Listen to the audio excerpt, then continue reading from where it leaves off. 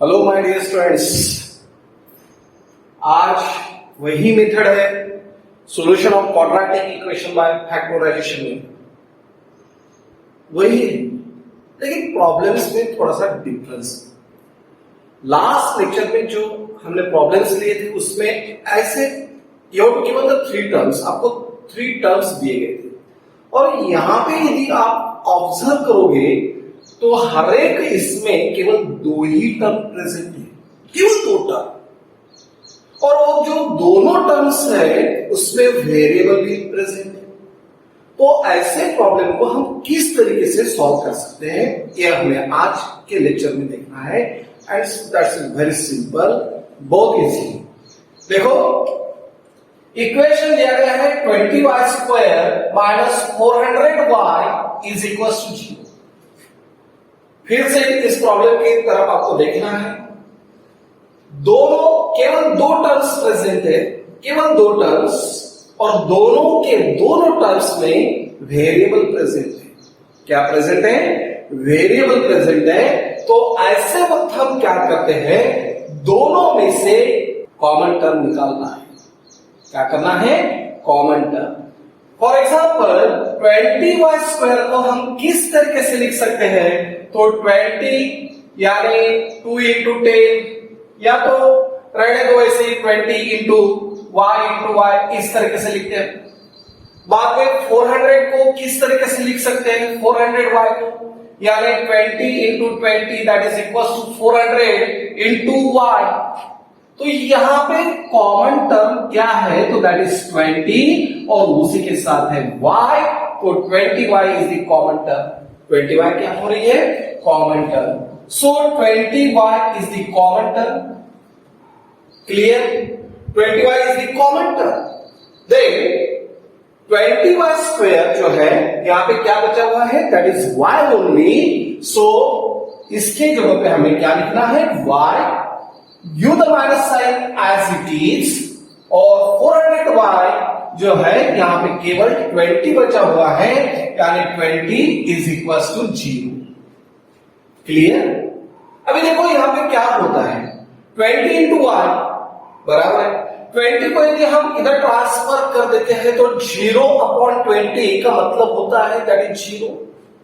फिर से देखो मैंने क्या किया है, यहां पे 20 को ट्रांसफर कर दिए, तो 20 को ट्रांसफर करने के बाद यहां पे क्या रहेगा? y इंटू y माइनस 20 और is equals to 0/20, and 0/20 means what? That is equals to 0। 0/20 means answer कितना होता है? 0 होता है, ये आपको भी पता है। अभी देखो यहां पे क्या हो रहा है कि दोनों का मल्टीप्लिकेशन 0 है, तो y की वैल्यू 0 हो सकती है, या तो y माइनस 20 की वैल्यू 0 रहेगी, and therefore y is equal to 20, y is equal to 20, and this is the roots of given quadratic equation. Hence 0 and 20 are the roots of given quadratic equation। बहुत ही simple method है बच्चों, ध्यान दो, फिर से repeat कर रहा हूं। केवल इस क्वाड्रेटिक इक्वेशन में दो टर्म प्रेजेंट है जिसमें वेरिएबल भी प्रेजेंट है, बराबर है। तो ऐसे वक्त हमने क्या किया है, दोनों में से जो भी कॉमन निकलता है उसे निकाला है। जैसे 20y, दोनों में 20y प्रेजेंट है, तो 20y is the common term, so 20y into y, so 20y square 20 into 20 that is 400 into y means 400y is equal to 0। बाद में हमने क्या किया है, इस 20 को ट्रांसफर कर दिया, इधर मल्टीप्लिकेशन में है, उधर साइड जाने के बाद वो डिवाइडेशन में होगा, तो 0/20 आंसर होता है 0, ये आपको पता है। सो यहाँ the multiplication of this two that is y and y minus 20, ये दोनों का मल्टीप्लिकेशन 0 है, तो एक तो y की वैल्यू 0 होगी, या तो y माइनस 20 की वैल्यू 0 रहेगी। So the value of y is equal to what? 20। Hence 0 and 20 are the roots of given quadratic equation. Okay.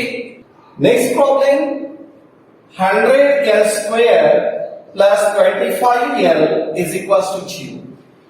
फिर से वही टाइप का हमें प्रॉब्लम्स दिखाई दे रहा है। केवल दो टर्म प्रेजेंट है, केवल दो टर्म, और दोनों के दोनों टर्म्स में वेरिएबल प्रेजेंट है। तो हमें क्या करना है, फिर से वही मेथड, चारों के चारों प्रॉब्लम्स में एक ही मेथड फॉलो करना है। देखो बच्चों, हमने क्या किया, 100l स्क्वायर को हम क्या लिखेंगे, 25 इंटू 4 इंटू l चलेगा ऐसे। 4 इंटू 25 का मतलब हो गया 100 और l स्क्वायर होता है l इंटू l। 25l को किस तरीके से लिखते हैं, 25 इंटू l। तो 25 यहां पे कॉमन है, l कॉमन है, तो क्या रहेगा अभी देखो, 25l is the common term. So 25l is the common term. 100l square केवल क्या बचा हुआ है यहाँ पे, 4 into l. So 4 into l, then plus sign as it is, और यहाँ पे दोनों के दोनों कॉमन है, तो इंटू क्या रहेगा अपन, इंटू क्या रहेगा अपन, so plus 1 is equals to 0. Clear? क्या किया हमने, ये दोनों में से जो कॉमन निकलता है उसे निकाला है। तो यहां पे कॉमन क्या है, 25l। तो 25 इंटू 4 दैट इज 100, और l इंटू l क्या हो रहा है, l स्क्वायर। फिर से 25l इंटू 1, ये क्या है 1, तो 25l। So 25l is equal to 0। या तो एक स्टेप हम इस तरीके से भी कर सकते हैं, कैसे, तो ये जो 25 है इसे ट्रांसफर कर दो, ए साइड मल्टीप्लिकेशन में है और उधर साइड जाने के बाद क्या होगा, division. So l into 4l plus 1 is equal to 0, because 0 upon 25 answer is 0। So the value of l is equal to 0 और 4l plus 1 is equal to 0। यहां तो हमें l की वैल्यू मिल गई है और यहां पे क्या करना है, l की वैल्यू निकालना है।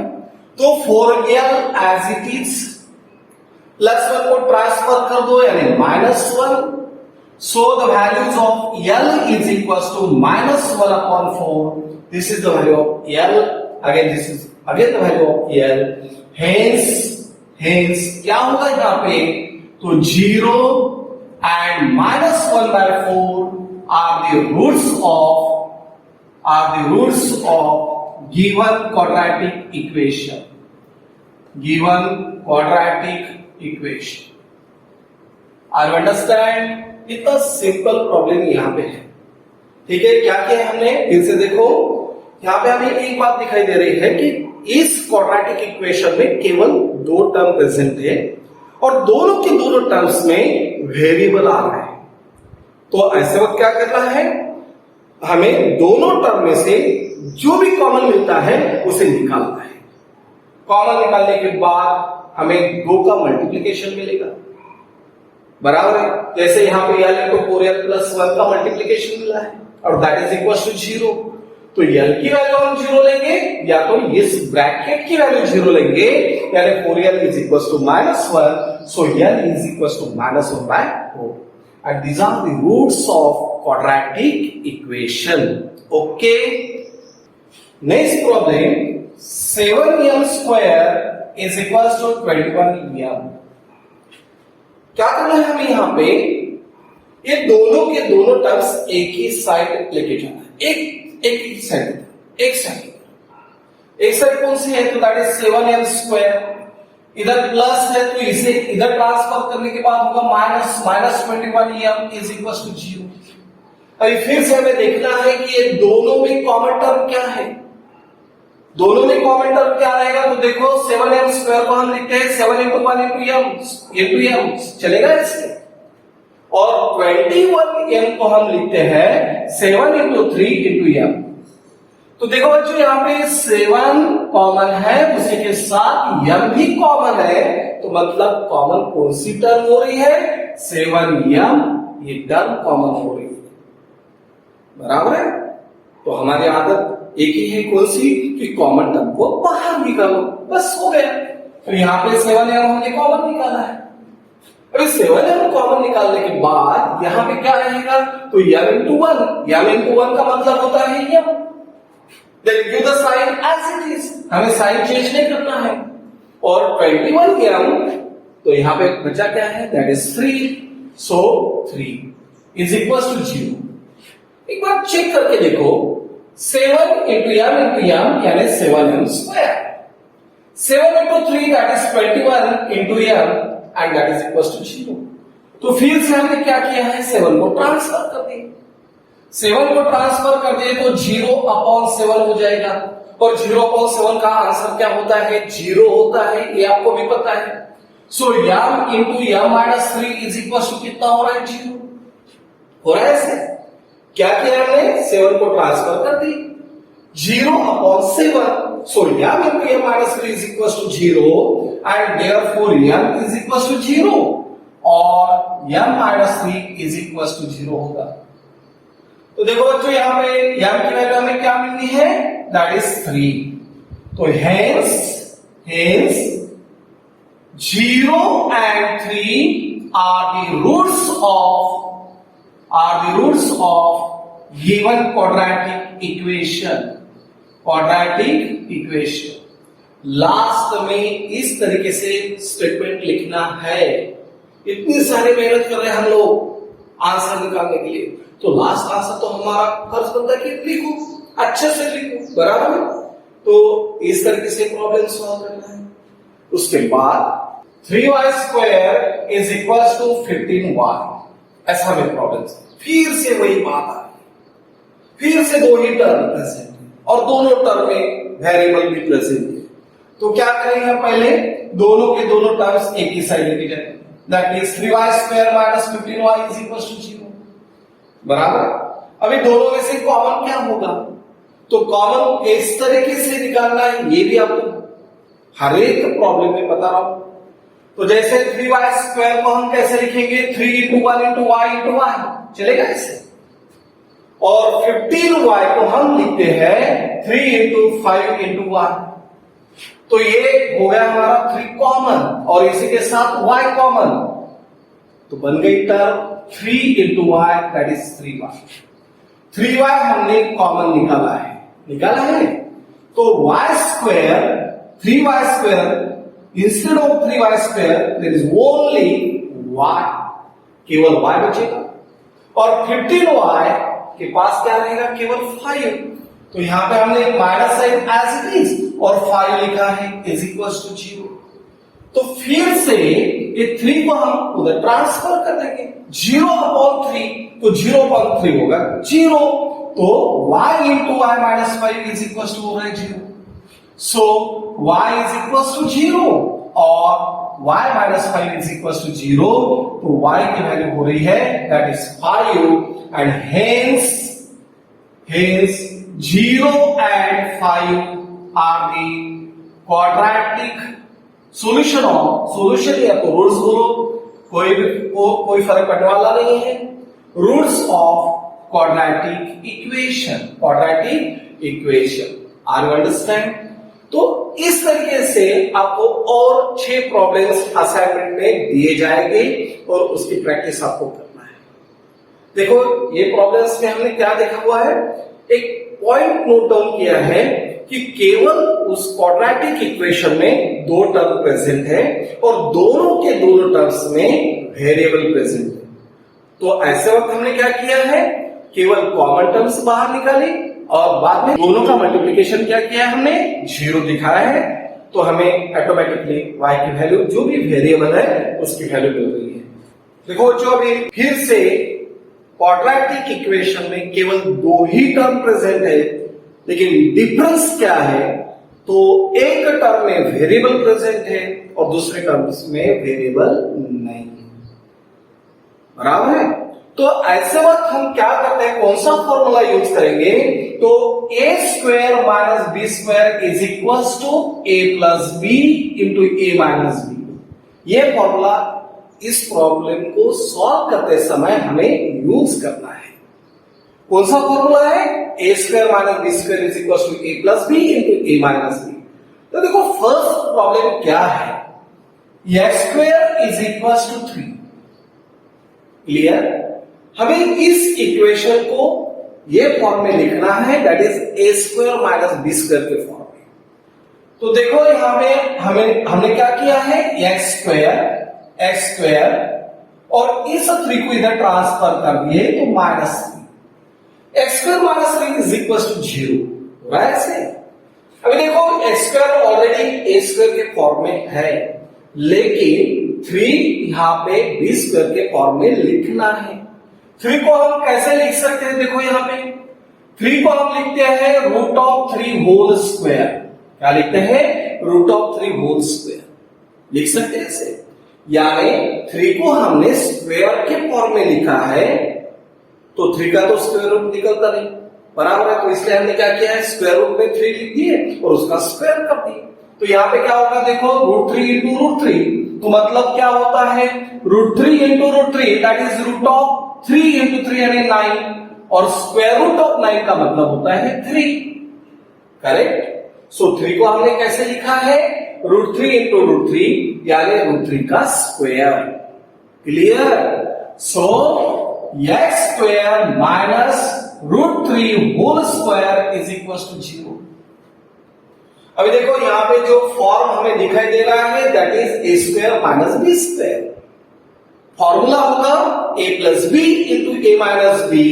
सो X plus root of 3 into X minus root of 3 is equal to 0। और यहां पे हम रीजन लिखते हैं। देखो यहां पे क्या किया, रीजन का साइन क्या होगा, बिकॉज का साइन इस तरीके से है, दो साइन में एक डिफरेंस है, देयरफॉर का साइन इस तरीके से हम निकालते हैं। जैसे यहां पे 1 और यहां पे 2, और बिकॉज रहेगा इस तरीके से। ठीक है ना, दोनों में फर्क है, डिफरेंस है। तो हमने इसे कारण देना है, that is A square minus B square is equal to A plus B into A minus B. ये हो गया हमारा रीजन। हमने ये फॉर्मूला यहां पे यूज किया है। तो ये दोनों ब्रैकेट का मल्टीप्लिकेशन 0 है। एक तो ये ब्रैकेट 0 होगा या तो ये ब्रैकेट 0 रहेगा।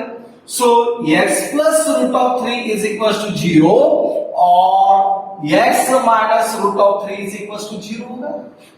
So the value of x is equals to minus root 3 and the value of x is equals to root 3 और hence